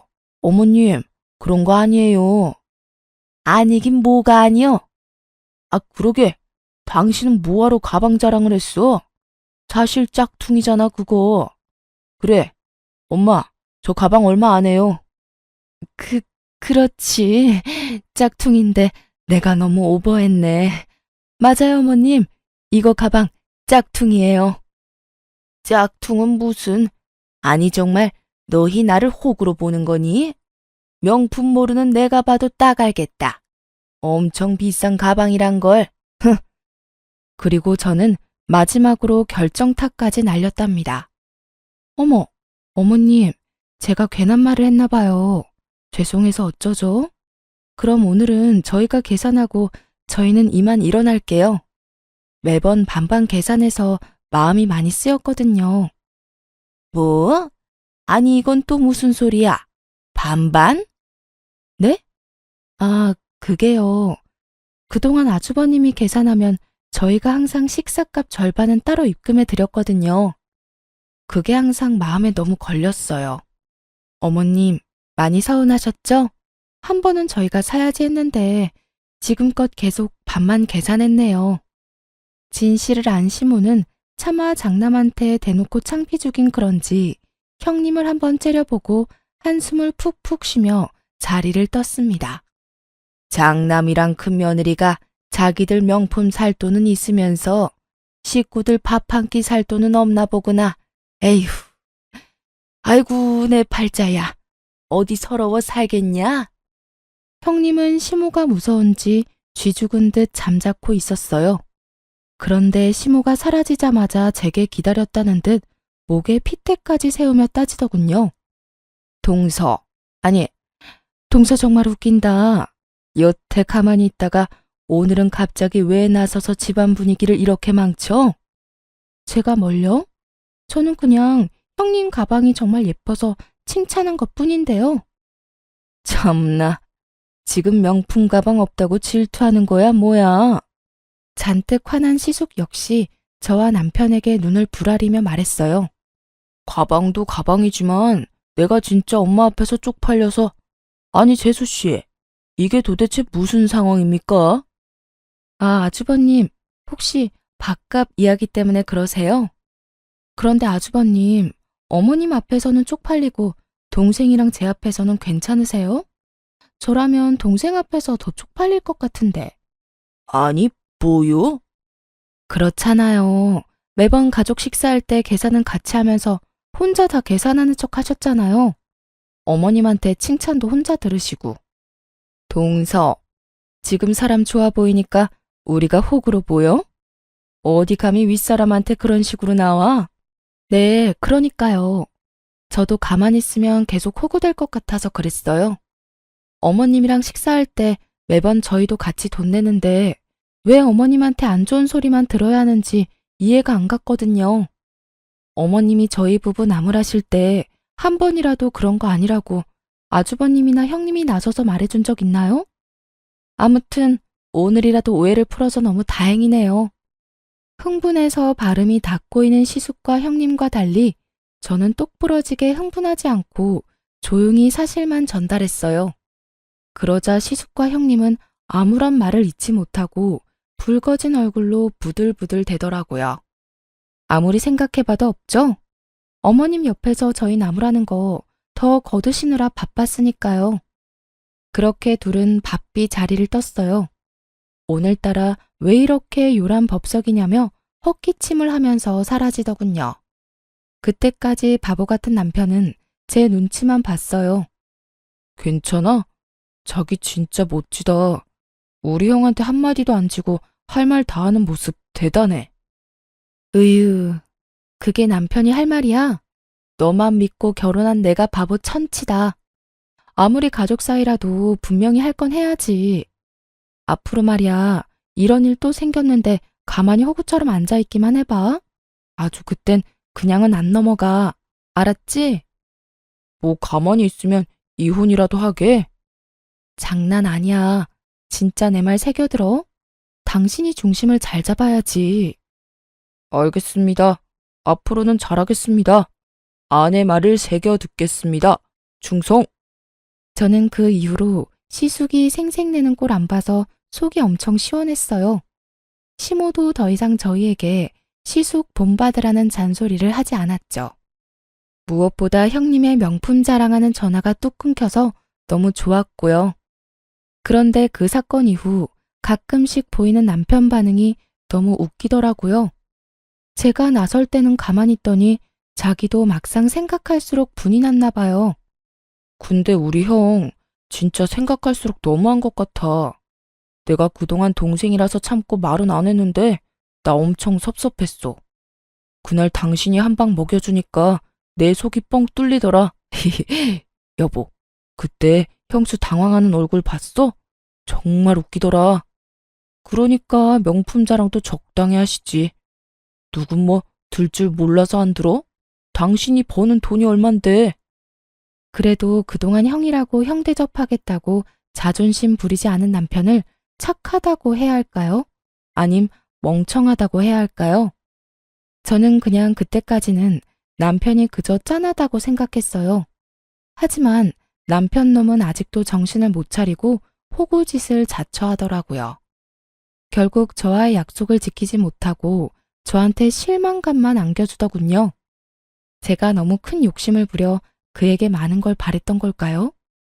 저희 부부는 결혼식을 올리고 전셋집에서 첫 살림을 꾸렸어요. 처음엔 그것도 얼마나 신이 났던죠.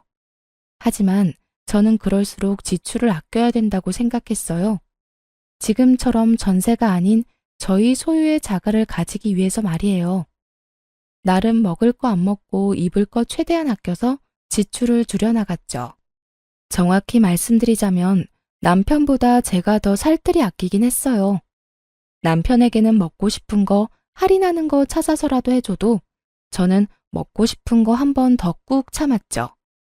그리고 요즘 중고거래 시스템이 워낙 잘 되어 있잖아요.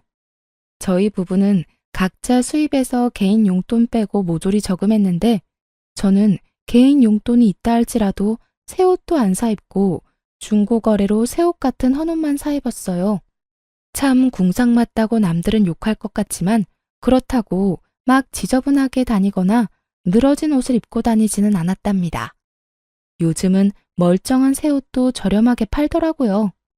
누구는 굳이 미련하게 그렇게까지 왜 하냐 욕할지 몰라도 저는 빚 없는 저의 보금자리를 위해서 지금 당장에 헌옷을 입어도 괜찮았어요. 얼른 돈 모아서 내 집 사고 싶은 마음뿐이었죠. 그런데 이 철없는 남편은 밥 먹고도 항상 입이 심심하다며 디저트나 간식을 배달시켜 같이 먹자며 떼를 쓰더라고요. 여보, 방금 밥 먹었는데 뒤돌아서니까 금방 또 배고프네. 아, 여보, 난 매운 게 왜 이렇게 땡기지? 우리 맛있게 매운 땡땡 떡볶이 시켜 먹을까? 연애 때였으면 저도 바로 떡볶이 제안에 넘어갔겠지만 이제 가정을 이뤘고 목표가 있는 저는 의지의 대한민국 아줌마였죠. 집 앞에 분식집 아직 안 닫았을걸?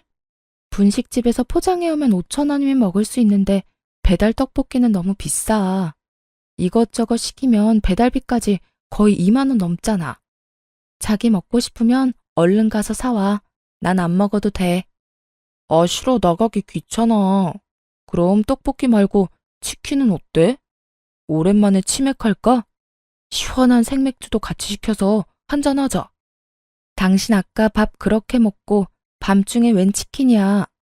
그렇게 출출하면 내가 치킨 너겟이라도 구워줄까? 냉장고 안에 캔맥주도 있어. 남편이 배달 음식으로 유혹할 때마다 저는 배달 어플 대신 냉장고랑 식량 창고를 열심히 뒤져서 남편에게 먹을 거리를 찾아줬어요. 뭐 남편은 당연히 제게 싫은 소리 했죠. 자기 개인 용돈으로 시킬 건데 왜 배달도 맘대로 못 시킨다며 엄청 짜증을 냈어요. 저는 그저 개인 용돈이라 할지라도 집에서 배달비로 허무하게 쓰지 않길 바라는 마음이었는데 말이죠. 당신 돈 아까워서 지금 그러지? 나 치킨이랑 생맥주 지금 당장 먹고 싶다고. 난 뭐 내 맘대로 배달도 못 시켜 먹어? 걱정 마. 다 내 용돈으로 시킬 거니까. 아니야. 난 그냥 집에서 배달 시켜 먹는데 3만 원씩 쓰는 것보다는 나중에 나가서 그걸로 맛있는 거 사 먹으라고 그런 거지. 우리 좀 전에 밥도 배부르게 먹었잖아. 거짓말. 그냥 돈 아까워서 그런 거면서. 이뿐만 아니라 남편은 어느 날은 또 비싼 게임기를 사고 싶다. 차를 새 걸로 바꾸고 싶다. 참 여러 가지로 징징거리며 저를 괴롭혔어요. 하지만 저는 어떻게든 남편을 어르고 달래서 절약하는 데 성공했어요. 그러고 마침내 은행 대출 없이 오로지 우리 돈으로 집을 살 수 있는 날이 다가왔어요. 남편의 얼굴을 봤는데 정말 놀라서 한참을 벙쪄 있더라고요. 여보, 우리 진짜 집 생기는 거야? 은행 지분 잔뜩 있는 대출 낀 집 말고 진짜 우리 집이야? 정말 고생했다 우리. 아니, 당신 덕분에 여기까지 온 거지. 그동안 내가 너무 철없게 굴었지? 미안해. 그 순간 그동안 제가 소갈이 했던 부분이 싹 해소됐어요. 그때만큼은 남편이 제게 정말 미안해하는 눈치였거든요. 남편의 말들을 듣는데 괜히 눈물이 나고 그동안 철없는 남편이 저지른 미운 짓도 다 잊을 정도로 행복했어요. 비록 저희가 모은 돈이 서울에서 집 사기엔 턱도 없었지만 이 세상 어딘가에 저희 집이 생긴다는 사실만으로 기뻤어요. 저와 남편은 돈을 모아서 제 고향인 지방으로 내려가기로 결혼 전 약속했었거든요. 거기가 아파트 가격도 예상과 맞았고 아이 키우며 살기 딱 적당했어요. 그리고 제 사업이 커진 만큼 일손도 늘어났었기에 남편은 회사는 그만두고 제 일을 본격적으로 돕기로 했어요. 다행히 둘 다 월급쟁이가 아니라서 지방으로 가는 게 가능했죠. 요즘 취업난이다 뭐다 일자리 구하기가 너무 어렵잖아요. 둘 다 걱정 없이 밥 벌어먹고 살 수 있음에 저는 너무 감사했어요. 그런데 저희 남편은 주어진 현실에 전혀 감사해하지 않고 당연하다는 듯 아주 뻔뻔하게 더 큰 걸 제게 바라더군요. 저는 30대이지만 제 남동생은 현재 고등학생이에요. 나이 차이가 많이 나는 늦둥이라 거의 제가 키우다시피 했죠. 아무래도 애틋하다 보니 동생이 부모님한테 받는 용돈이 있어도 제가 또 따로 한 달에 20만 원을 용돈으로 챙겨줬어요. 그런데 그걸 우연히 알게 된 남편이 불같이 화를 내더군요. 사실 제가 결혼 전부터 동생 용돈을 챙겨왔던 거라 부부가 된 후 미리 언지를 못 줘서 서운할 수 있겠다 싶었어요. 하지만 과하게 화를 내는 남편 때문에 또 마음이 확 상하더군요. 나는 게임하는 거 고작 몇만 원도 못 쓰게 하더니 자기 동생한테는 20만 원? 장난해? 당신은 동생만 중요하지? 아니, 고작 몇만 원 아니고 게임으로 결제한 거 몇십이었잖아. 심지어 한 번도 아니고 매달 결제하잖아. 게임에 쓰는 돈 좀 자제해달라고 한 게 그렇게 잘못이야? 내가 미리 동생 용돈 챙겨주는 거 말 못해서 미안해. 미안하긴 한데 이게 당신이 이렇게까지 화낼 일인가 싶어. 20만 원이면 내가 버는 돈에 비해 턱없이 적은 돈인 거 알잖아. 게다가 당신은 개인 용돈 말고 생활비에서 쓴 거고. 나는 내 용돈에서 준 거란 말이야. 미안하면 미안한 거지 왜 이렇게 변명이야? 난 그것도 모르고 매일 너한테 잡혀 살았네. 몰라. 나도 이제 돈 펑펑 쓸 거니까 말리지 마. 그리고 입장 바꿔서 내가 형한테 돈 주다가 들키면 당신 가만 있을 거야? 무슨 말도 안 되는 억지야.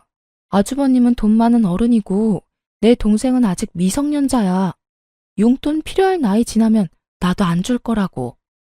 그리고 내가 그랬던 건 전부 나 위해서 그랬던 것만은 아니잖아. 당신도 우리 집 이렇게 빨리 구매하게 됐다고 분명 기뻐했었잖아. 우리 둘을 위한 거였는데 항상 왜 나만 나쁜 사람 만들어 왜?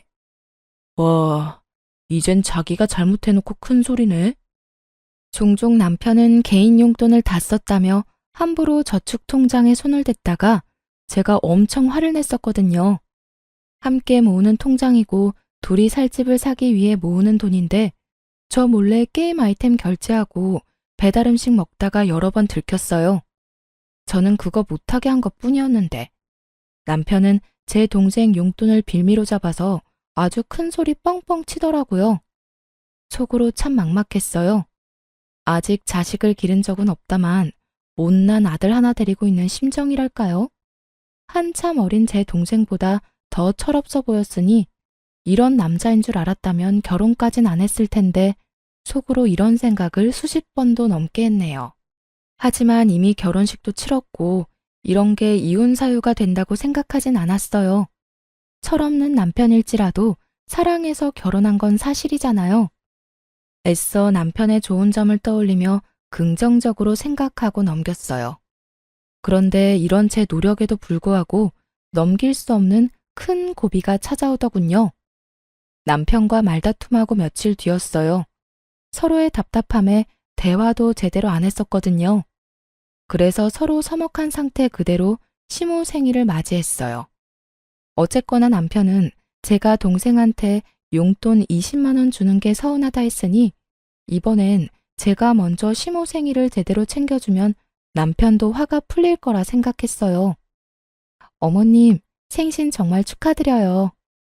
고맙다. 제가 아직까지는 어머님 취향을 잘 몰라서 용돈 준비했어요.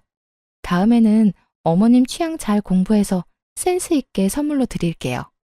그때 제가 시모의 생일 용돈을 준비했다고 하니까 남편은 제게 소리 없이 입모양으로 얼마냐고 묻더군요. 저도 마찬가지로 입모양으로 100이라고 말하자 남편은 뭔가 마음에 안 든다는 듯 아리송한 표정을 지었어요. 식사 끝나고 저랑 같이 백화점 가요, 어머님. 제가 가서 마음에 드는 가방 하나 사드릴게요. 용돈도 모자라서 가방? 어머, 둘째가 무슨 일이냐? 무슨 좋은 일이라도 생겼어?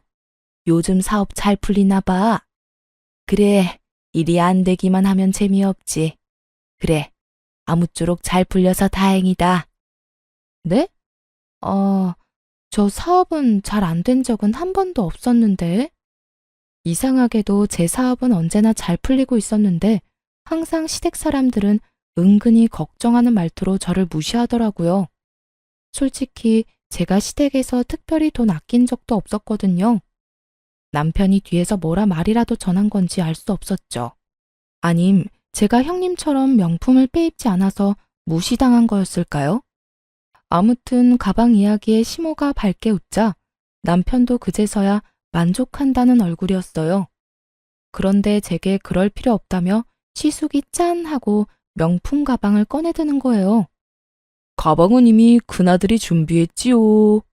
엄마, 생신 축하드려요. 그동안 아버지 없이 저희 키우느라 고생 많으셨어요.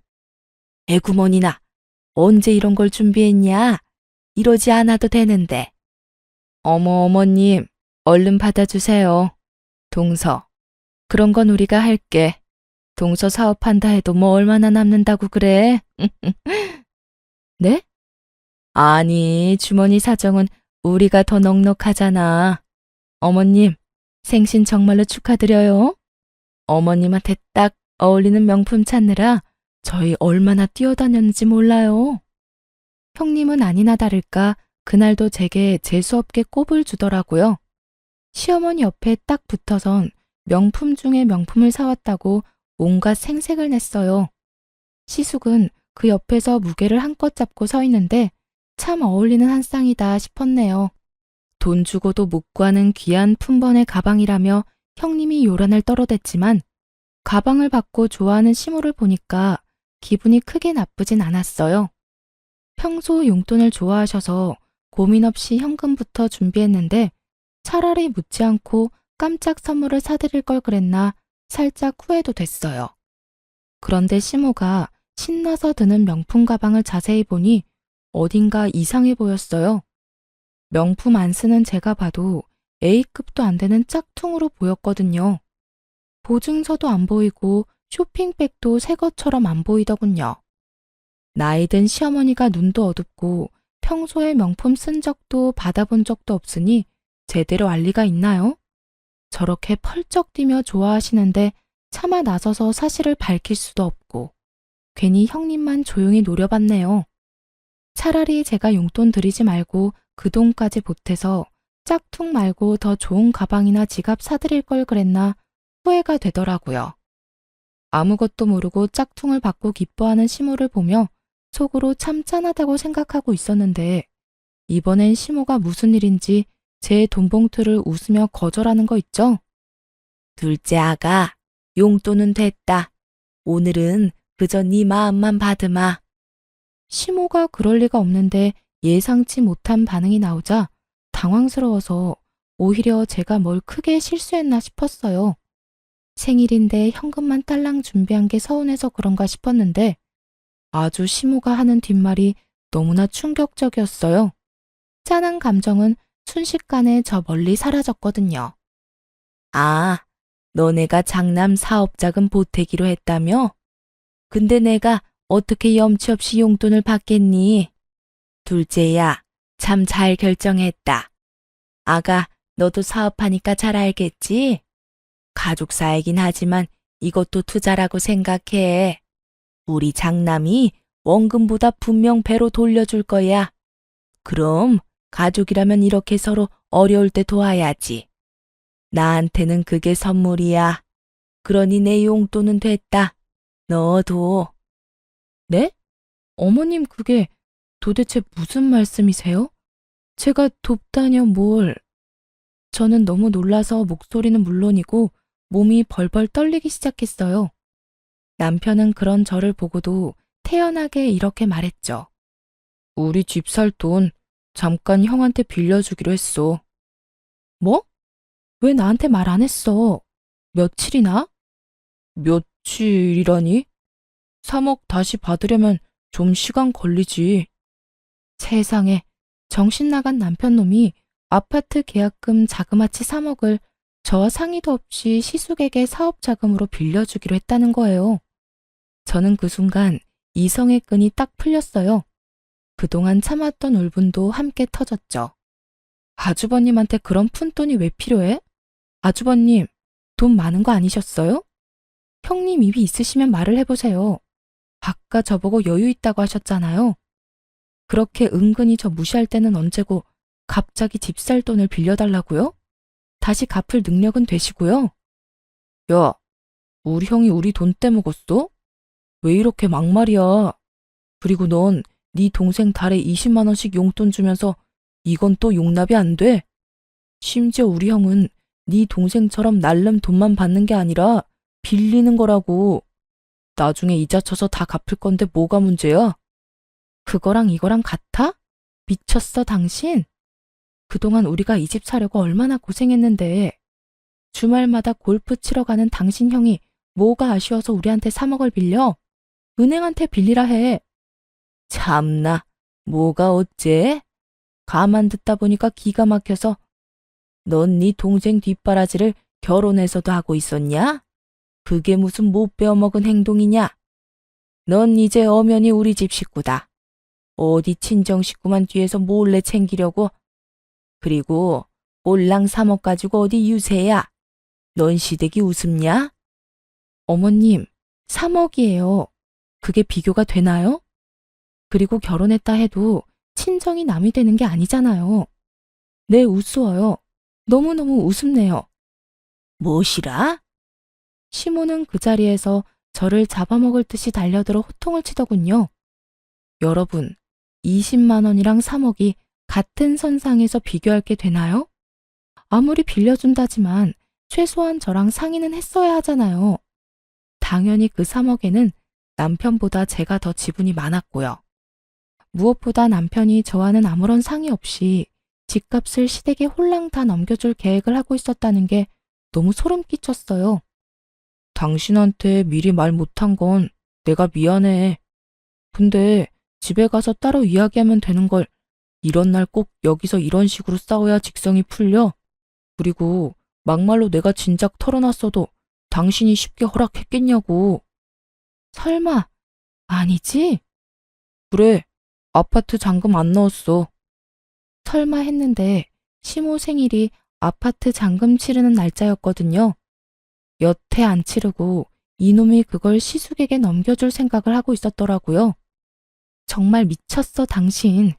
그동안 미운 짓 해도 나쁜 짓은 안 해서 참았어. 근데 이렇게 내 뒤통수를 쳐?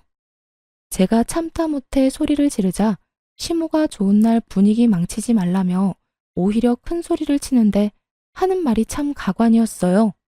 참나, 우리 집에 들어와서 다시 열심히 모으면 그깟 지방 아파트 한 채는 금방 산다. 뭘 3억에 그렇게 발발 떨고 난리야? 역시 너는 그릇이 너무 작다. 그러니까 사업에 동 발전이 없는 거야. 우리 장남처럼 배포가 커야지. 그리고 이참에 너 부족한 살림도 나한테 배우고 얼마나 좋은 경험이야? 그런 와중에도 형님은 시모 뒤에 숨어서 아무 말 안 하고 새침하게 있더군요. 시숙도 헛기침을 하며 사과나 부탁의 말 없이 통보하듯 금방 쓰고 돌려주겠다 말했어요. 상식이 안 통하는 시댁 식구들과 정말 답이 없는 남편을 보니 저는 이쯤에서 결혼 생활 마무리해야겠다 싶었어요. 그동안 사치 부리고 돈도 물 쓰듯 함부로 쓰는 걸 두 눈으로 다 봤는데 제가 뭘 믿고 피 같은 돈을 맡기겠어요? 그리고 제가 왜 멀쩡한 제 집 두고 시댁에 들어가 시집살이를 해야 되는지. 더 이상 볼 것도 없던 저는 그 자리에서 일어나 곧장 남편 싸대기를 날리며 선언했네요. 이혼해. 징글징글하다 아주. 너도 너네 식구들도 하나같이 다 꼴도 보기 싫어. 아무짝에도 쓸모없는 당신 아들 더 이상 필요 없으니 반품합니다. 얼른 데리고 가세요, 얼른. 불량도 이런 불량이 없지.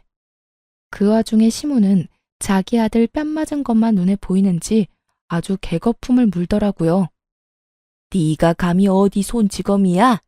그리고 뭐 불량? 너 말 다 했냐? 네, 불량은 물론이고 절대 못 고쳤어요. 저 그동안 이 철없는 자식 데리고 사느라 너무 힘들었거든요. 뺨 한 대 정도는 양반 아닌가요? 더 날리고 싶은 거 겨우 참은 거예요. 그러니까 이제 어머님이 이놈 다시 데려가서 마저 키우세요. 툭하면 애처럼 구는데 아직 덜 자란 것 같거든요. 아님 원래 저런 정신 수준일지도 모르겠네요. 그리고 꼴랑 3억, 그깟 3억 정 보태고 싶으면 어머님 집 팔아서 보태주시면 되겠네요. 저는 여기 그 누구한테도 제 돈 한 푼 줄 생각 없어요. 여보, 너 진짜 왜 그래? 정신 차려. 너무 흥분했어. 그만해. 진정하고 집 가서 이야기해. 너야말로 정신 못 차렸니? 아직도 상황 파악이 안 돼? 네 형한테 투자하고 싶으면 이혼하고 네 돈으로 해, 이 자식아. 남편은 지금껏 뭘 믿고 그렇게 나댔던 건지 저의 단호한 이혼 선언에 동공이 마구 흔들리며 깨갱하더군요. 내가 잘못했어. 우리 일단 집 가서 둘이 이야기해, 응? 남편은 이런 반응은 예상을 못했던 건지 갑자기 잘못했다고 싹싹 빌기까지 하더라고요. 그런데 더 어이가 없는 건 남편 옆에 서 있던 시숙 부부가 하나도 잘못한 거 없다며 얼른 일어나라며 호통치는 모습이었죠. 자기들이 꼭 피해자인 것처럼 행동하는 꼬라지를 보고 있자니 너무너무 약이 올랐거든요. 그래서 혼자 삼키려던 말도 참지 않고 시원하게 내뱉어줬어요. 내가 진짜 이 말까지 안 하려고 그랬는데 어머님 잘 들으세요. 사실 아주버님이 준 저 가방 짝퉁이에요. 그것도 동네 어디 시장에서 10,000원 주고 산 것 같은데. 어머님 수준에 딱 맞는 가방 사왔다고 떠들어대더니 백화점도 아닌 시장 바닥이라고요. 이래도 어머니 생각만 하는 아주 끔찍한 장남 같아요. 어디 모임 같은 데 들고 나갔다가 쪽팔림 제대로 당하실 텐데. 그때 흥분한 형님이 저를 냅다 밀치려고 해서 빠르게 피했어요. 그랬더니 보기 좋게 혼자 바닥에 고꾸라지더라고요. 아, 이게 무슨 짓이야? 난 아무 짓도 안 했는데. 지금 어디서 이간질이야?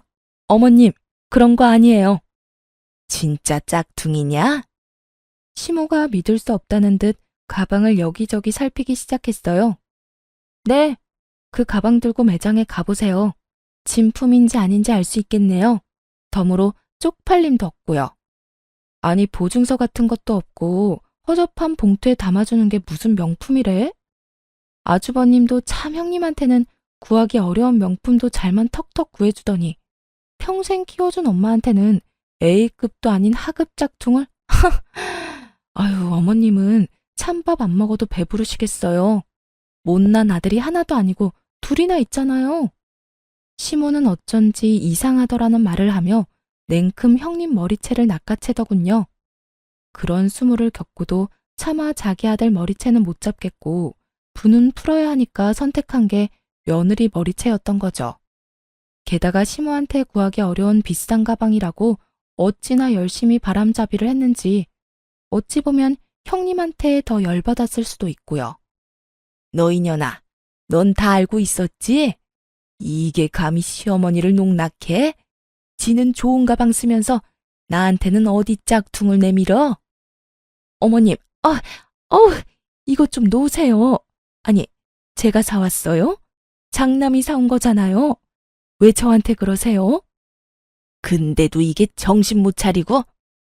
시모는 형님의 머리채를 잡고 마구 흔들다가 분이 안 풀리는지 짝퉁 가방을 사정없이 형님에게 휘두르더라고요.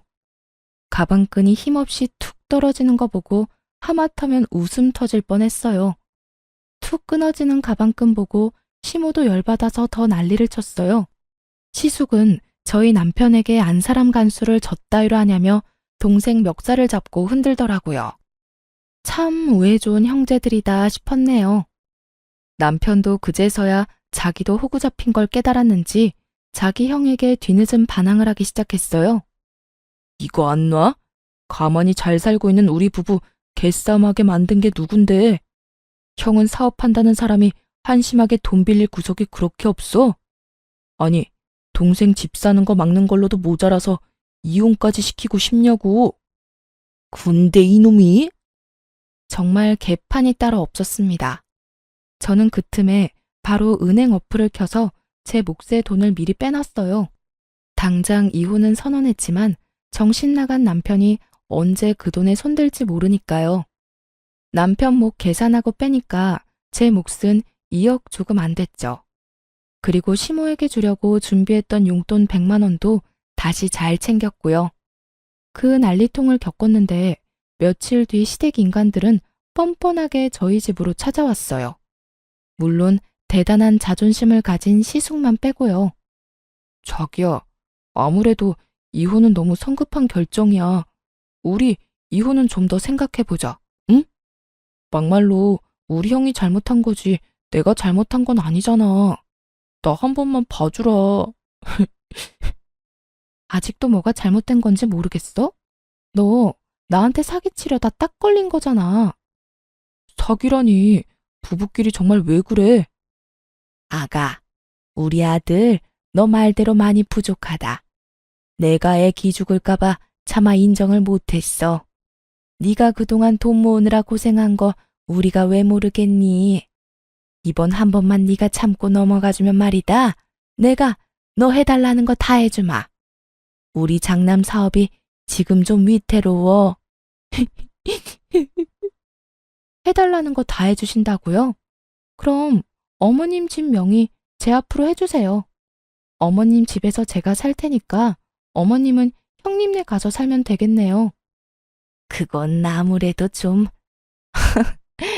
그건 또 싫으세요? 그리고 사업이 엄청 위태롭다면서 정작 당사자는 어딜 갔는지 안 보이네요? 그게 그이가 여기저기 돈 빌리러 다니느라 바빠서 말이야. 동서, 내가 그동안 잘해주지 못해서 미안해. 이참에 우리 자매처럼 친하게 지내자, 응? 남편, 시모, 형님 셋이 제 앞에 무릎 꿇고 싹싹 비는데 저는 그 모습들도 그저 가증스럽기 짝이 없더라고요. 결국 제 돈이 필요해서 미안한 척 연기하는 거니까요. 제게 돈 아끼고 궁상이라고 눈치 줄 때는 언제고요. 사정 들어보니 도와준다는 사람들이 갑자기 다 등을 돌려서 가족들이 도와주지 않으면 아예 망하기 직전이었어요. 그러게 얼마나 주변에 못했으면요. 하긴 친동생한테도 그러는데 알만하네요. 근데 아주버님 끝까지 자존심 부려서 직접 안 온 거 맞죠? 아니 돈이 필요하면 직접 와서 부탁해야죠. 아깝다. 난 빌려주고 싶었는데 한 명 무릎이 부족해서 안 되겠네요. 제가 그렇게 도발하자 형님은 제 예상대로 본 모습을 보이더군요. 야, 너 말이야. 주제를 알고 까불어. 말이 너무 심하잖아. 지금 잠시 우리가 위태롭지. 잘 풀려봐. 어디 너 따위가? 무릎 꿇으러 온 와중에도 머리부터 발끝까지 명품 치장하고 온 형님 보고 진절머리 났거든요. 그래서 속 시원하게 이렇게 말했죠. 어쩌죠? 난 내 주제 잘 알아요. 어디 저 따위가 그 대단한 사업을 돕겠어요? 평범한 서민은 절대 못 돕죠. 주제를 알아야 할 건 당신들이에요. 나 이제 집안 사람 아니니까 더 이상 이렇게 찾아오지 마시라고요. 그리고 심한 건 내가 아니라 그쪽이죠. 남편 망할 위기에 온갖 명품 휘두르고 뭐해요? 나한테 구걸하기 전에 당신 집에 있는 그 명품들이나 가져다 팔아요. 뭐라고? 어디 자존심 부려? 지금 네가 큰 소리 칠 때야? 어머님, 네가 사치만 안 했더라도 장남이 현금이 모자랐겠어? 어머님, 저만 그 돈 썼겠어요? 장남이 유흥하느라 다 썼네요. 애초에 돈을 빌려줄 생각은 없었지만 저를 두고 실랑이를 벌이는 꼴을 보니 어이가 없었어요. 형님은 더럽고 치사해서 빌릴 생각 없어졌다며 곧 사라졌고 그 뒤로 시모랑 남편이 제 바지가랑이 붙잡고 제발 도와달라는데 전 그냥 개무시하고 내쫓았어요. 그 뒤로 저는 신속하게 그 집에서 탈출했죠. 금전적인 거래가 오가지 않은 시점이라 물증만 있어서 소송은 안 하고 그냥 남편과 빠르게 협의 이혼했어요. 금전적인 거래가 있지 않아서 오히려 다행이었죠. 저는 전 남편이 감옥에 가는 것보다 제 피 같은 돈 못 돌려받는 게 더 무서웠으니까요. 시댁 근황은 굳이 알고 싶지 않았는데 소문이 들려오더군요. 전 시숙은 결국 사업 다 말아먹고 이혼 소송 중이라 들었어요. 형님이랑 시숙 그 나물의 그 밥이라고 잘 살지 왜 이혼하나 싶었죠. 한때 형님이었던 그 여자는 어이없게도 남편이 어려워지니까 아주 바로 이혼하자 하고 서류부터 들고 왔다네요. 그 모습에 시숙도 눈이 돌아서 절대 그냥 이혼 못 해준다고 했대요. 자기 와이프가 그동안 사치 부린 걸로 유책 삼아서 소송 걸었다고 하더라고요. 그 모자라고 못된 여자가 그 와중에 자기가 모았던 명품은 온전히 자기 거라며 울며 불며 소유권까지 주장했다고 하고요. 당연히 소유권은 전 시숙에게 돌아갔지만요. 제 전 남편이 이미 형 대신에 헐값에 팔아버린 명품 가방과 옷, 구두 때문에 그 여자 아주 피눈물 흘렸다고 하네요. 명품 그게 뭐라고 그 난리인지 저는 지금도 이해가 안 가요. 시모랑 전 남편은 뭐 자기 가족 말만 믿고 전 재산을 그 사업에 다 털어넣었다네요. 망할 사업에 왜 자기 가족들까지 다 끌어들인지는 모르겠지만 결국 쫄딱 망해서 그 셋은 방 한 칸짜리 집에서 같이 살고 있다 합니다. 형 취급, 장남 취급은 물론이고 인간 취급까지 못 받으며 돌려막지 못한 투자금 갚기가 힘들어 일용직을 전전하고 있는 것 같더라고요. 저번엔 전 시숙이 술을 진탕 마셨는지 어이없는 문자를 보내놨더라고요. 읽어보니 저 때문에 망했다며 제 탓을 아주 장문으로 보내놓은 거 있죠? 제가 동업을 한 것도 아니고 돈 안 빌려줬다고 탓하는 건 무슨 심보인지 모르겠어요. 그냥 스스로가 무능한 걸 숨길 핑계가 필요했던 거겠죠. 전 시모는 말년에 무슨 꼴이냐며 밤마다 통곡을 한다는데 참 자업자득 같아요.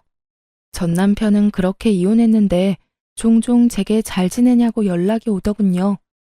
지능이 낮은 건지 뻔뻔하게 잘 지내냐고 문자 와서 차단했어요. 저는 원래 계획대로 고향에 내려와서 잘 살고 있어요. 물론 이제 함께할 남편도 없고 집은 못 샀지만 부모님 집에서 가족들과 다 같이 살고 있어요. 부모님한테 적은 돈이지만 용돈 드리면서 계속 집을 사기 위해 저축 중이에요. 솔직히 저도 사람인지라 가끔은 돈 아낀다고 허덕이는 제가 싫을 때도 당연히 있었어요. 하지만 결국 제 곁에 남는 건 돈이었네요. 혼자지만 언젠간 저도 제 예산에 맞는 좋은 집 찾겠죠? 뒤통수 맞고 나니 사람은 더 이상 못 믿겠네요. 사치 부리고 허영 가득한 그들의 최후를 보니 제가 틀리지 않았고 올바르게 살았다는 걸 실감하는 요즘이에요. 가끔 앞뒤 사정 모르고 남편 배신하고 이혼했다며 저에게 안 좋은 말들을 하는 사람들도 있는 걸로 알아요. 그들에게 이 모든 사정을 하나씩 밝힐 수도 없고 답답했는데 앞으로 제 이야기 뒤에서 하는 사람들에게 이 사연을 대신 보내주려고요. 여러분, 혹시 제가 그런 시댁에 호구 잡혀서 돈 빌려주는 게 맞았다고 생각하세요? 부디 저의 탈출을 함께 축하해 주시리라 믿어요. 그럼 지금까지 제 긴 사연을 함께 들어주셔서 감사합니다.